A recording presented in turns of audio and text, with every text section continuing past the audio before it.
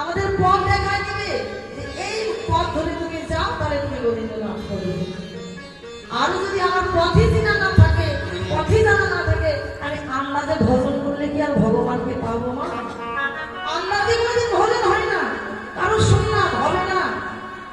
সদ্গুরুদেব চৈতন্য গুরুদেবের শরণ আশ্রয় করে যুগলে সঠিকভাবে কর্ম জেনে যুগলে ভজন করতে হবে, যুগলে সাধন করতে হবে। তাহলে সঠিক নিয়মে কর্ম করতে পারলে আমার আর জন্ম নিতে হবে না। তো ভজনের সাধন করবে কিভাবে?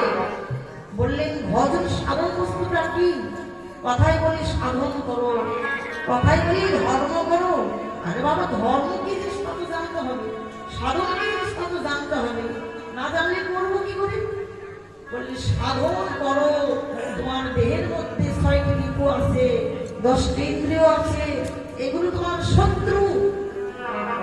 এরা এক এক থেকে তোমার ভজনের বাদী, এরা এক এক থেকে ধাবিত হয়ে আছে। এরা তোমার মনটাকে চঞ্চল করে তুলছে, বারবার তোমার দ্বারা পাপ কর্ম করাচ্ছে, তোমার দ্বারা ভুল কর্ম করাচ্ছে, তোমার মনটাকে চঞ্চল করছে। এগুলোকে ইন্দ্রগণকে দমন করো, 6টি রিপুকে দমন করো। এই রিপুগণকে দমন না করতে পারলে তুমি ভজনের পথে অগ্রসর হতে পারবে না। আজকে কাম, ক্রোধ, লোভ, মোহ, মাদ আর সহ্য, এ হলো 6টি রিপু। বাবা গীতার মধ্যে বললেন কাম এবং ক্রোধ এই দুটি হলো তুচ্ছ রিপু। এদেরকে বশে আনা অতি কঠিন। জ্ঞানীরা এদের সঙ্গেও পারে না। জ্ঞানীরা এই কাম রিপুকে দমন করার জন্য কত না কত উপায় বের করছেন, কত ধ্যান করছেন, যোগ সাধনা করছেন, তপস্যা করছেন। এই কাম জ্ঞানীর বড় শত্রু। বললে তুমি রিপুগণকে যদি দমন করতে চাও, তাহলে তোমাকে অভ্যাস করতে হবে। গীতার 18টি অধ্যায় রয়েছে, 18টি অধ্যায়ের মধ্যে আরেকটি অভ্যাস যোগ রয়েছে, তাহলে অভ্যাস যোগ। বলে তুমি অভ্যাস যোগ করো। প্রতিদিন প্রাতঃকালে ঘুম থেকে উঠে তুমি প্রতিদিন গৃহকর্ম করে তুমি হরিনামের মালা জপ করো, হরিনামের মালা জপ করো, কৃষ্ণ নাম করো, প্রতিদিন সাধু সঙ্গ করো, ভক্ত সঙ্গ করো এবং শাস্ত্র গ্রন্থ পাঠ করো এবং সৎ পথে চলো, সৎকর্ম করো।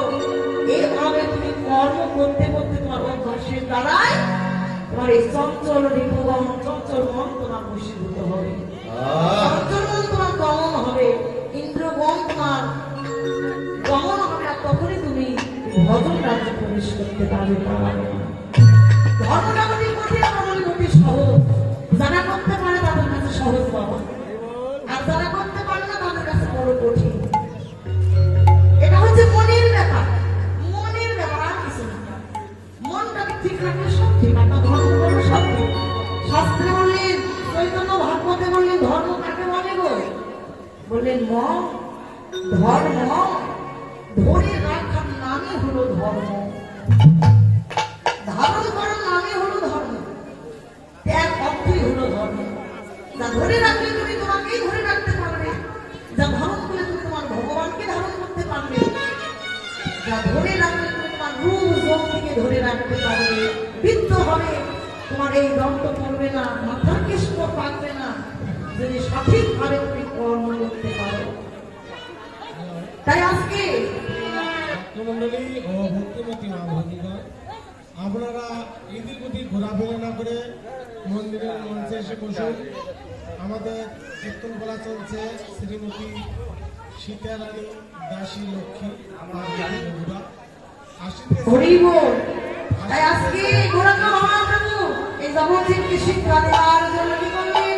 নারী রূপ ধারণ করলেন, মানে নারীর ভাবান্বিত করে আজকে গৌর হরিপদ নারীর ভাবে চলছে। কামিনী কাম করিতেছে মানুষ, গতি হচ্ছে বৈদিকে মন্ত্র। কামিনী কাকে বলে বাবা? নারীদেরকে বলা হয় কামিনী। মানুষের কামের উৎপত্তি কোথায় থেকে? বলেন মানুষের কামের উৎপত্তি হলো মানুষের নয়ন থেকে। বলেন কামিনীর ভাব, কামিনীর ভাবকে কামরূপে দমন করে প্রেমে পরিণত করে গৌরাঙ্গ মহাপ্রভু নারী বেশ ধারণ করে আজকে গজগামিনীর ভাবে চলছে। গজ কাকে বলে? হাতিকে বলা হয় গজ। গজ হাতে চলার নদী যেমন বাবা ধীর স্থির। জোরে জোরে আজকে গৌরাঙ্গ মহাপ্রভু হাতের গতিকে নিন্দা জানিয়ে তার সাইডেও ধীর স্থির ভাবে হেঁটে চলছে। কেন? জীব শিক্ষা দিয়ে গেলেন ভগবান, একদিকে লীলা করলেন আর অন্যদিকে জীব শিক্ষা দিলেন। তিনি আজকে ধীরে ধীরে চলছেন হাতের গতিকে নিন্দা জানিয়ে। লক্ষ্য করবেন বাবা, যারা বৈষ্ণব ভক্ত তাদের চলার গতিটাও কিন্তু ধীর স্থির। কেন? এখানে শাস্ত্রে বললেন যার গতি চঞ্চল তার গতিও চঞ্চল, তার গতি স্থির তার গতিও স্থির। কারণ চঞ্চল মনে কৃষ্ণ ভজন হয় না। তাই করে তো মহাপ্রভু জীব শিক্ষা দিলেন, তাই গজগামিনী ভাবে চলছে। সময়টা মধ্যাহ্নকাল, দুপুর বেলা। আজকে গৌর হরি চলছেন কিভাবে? মা যদি নহি কোনো বসনে আপনি তনু, মা যদি নহি কোনো বৎসরে আতনো, মা যদি নহি কোনো বসনে আপনি তনু, মা যদি নহি কোনো বৎসরে আতনো, কহতহি পুজো শুনো যাহারে, কহতই পুজো শুনো নিবারে,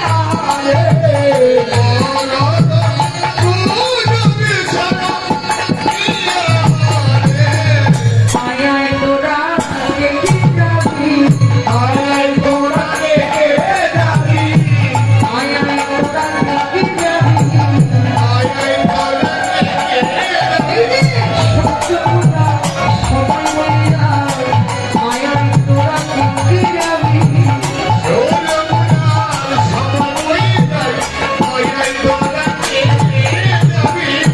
কহতহি পুজো শুনো যাহারে, কহতহি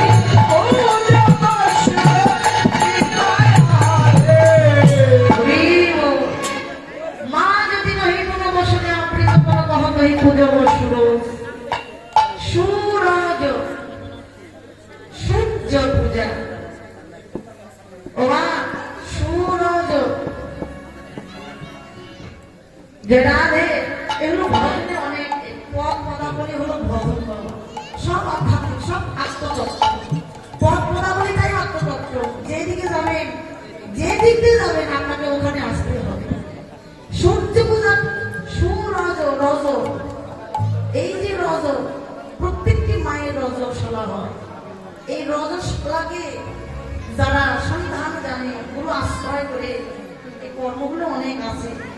বাবা যা আছে ব্রহ্মাণ্ডে তা আছে দেহভাণ্ডে। তোমার দেহের পূজা রয়েছে, তোমার কিন্তু দেহের পূজা রয়েছে। তো গুরু আশ্রয় না করলে তুমি এই সন্ধানগুলো জানবে না। তো যাই হোক, আজকে বহিরঙ্গ ভাবে গৌর হরি আমরা কি করলেন?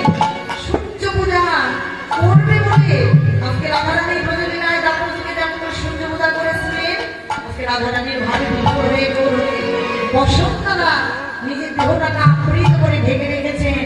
তাই আজকে সকলকে ডেকে ডেকে বলে নেব, সময় হয়ে যায়, অসময়ে ভজন হয় না। সময় থাকতে তোমরা পথে এসো, অসময়ে তোমার কৃষ্ণ ভজন হবে না। তাই গৌরী রাধা ভাবে বিভোর হলেন। একই অঙ্গ হইতে ভাবের সৃষ্টি হয়, কখনো রাধা ভাব, কখনো কৃষ্ণ ভাব। আজকে গৌরী রাধা ভাবে বিভোর হলেন। তাই আজকে কি করলেন? অষ্টসাত্ত্বিক ভাবে উদয় হলেন। অষ্টসাত্ত্বিক ভাবের উদয় হলেন। কম্প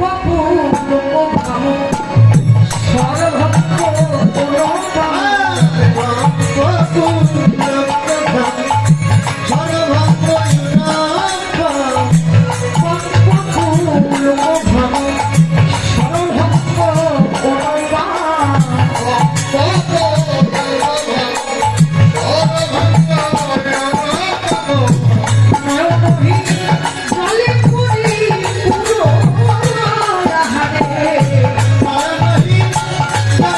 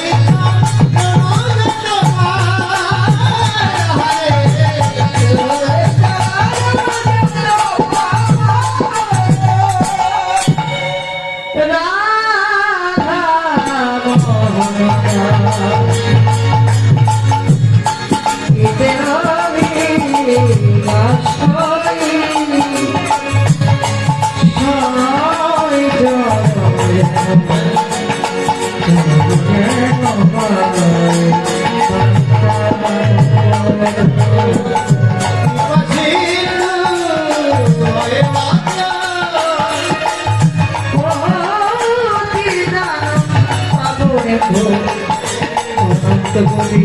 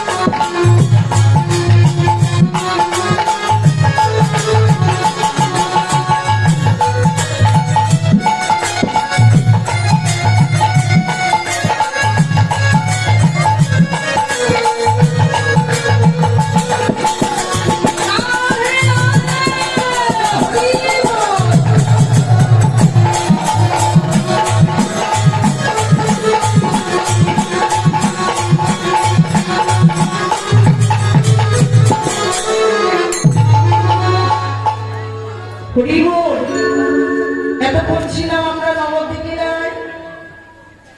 সকলে আস্বাদন করলাম গৌর চন্দ্র নবদ্বীপে আসল নবদ্বীপে ইসলামের আমরা নবদ্বীপকে স্মরণ করে আমরা নবদ্বীপে হৃদয়ে ধারণ করে আসল আমরা বৃন্দাবন স্মরণে রাখি। তবে যেখানে সাধুগুরু বৈষ্ণবের আগমন সেই স্থানকে হয় মধুময় মধুর বৃন্দাবন। আসল মায়েরা বাবারা আমরা এই নব বৃন্দাবনে আমরা প্রভুর চরণে আত্মনিবেদন করে তবেই বৃন্দাবনে প্রবেশ করি। তো সবাই একটু দুটি নাম পূরণ করবেন। জয় রাধে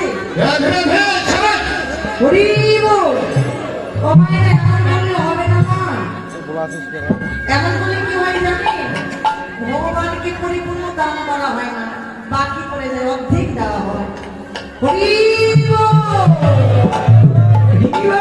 সবাই আমার সঙ্গে বলবেন হরে কৃষ্ণ হরে কৃষ্ণ হরে কৃষ্ণ হরে কৃষ্ণ কৃষ্ণ কৃষ্ণ কৃষ্ণ কৃষ্ণ হরে হরে হরে হরে হরে রাম হরে রাম হরে রাম হরে রাম রাম রাম রাম রাম হরে হরে হরে হরে জয়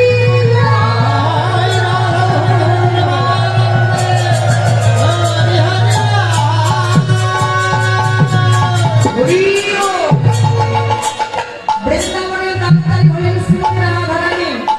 রাধার কৃপা ব্যতীত গোবিন্দের কৃপা হয় না। আসন রাধা নাম ভজন গাইতে গাইতে আমরা বৃন্দাবনে প্রবেশ করি। মায়েদের মধ্যে কেউ যদি নৃত্য করতে চান এখানে আসেন, আনন্দ মনা হোক। হরি বল। ভগবানের নামে নৃত্য করাও তো ভাগ্যের কথা। নব বৃন্দাবনে আছি আমরা। যে রাধে কেউ নৃত্য করে আসেন, যে রাধে আসবেন না, নিরানন্দে থাকবেন, আনন্দ করবেন না। হরি বল। জয় হরি বল। তুমি করতালি করবে রাধে রাধে।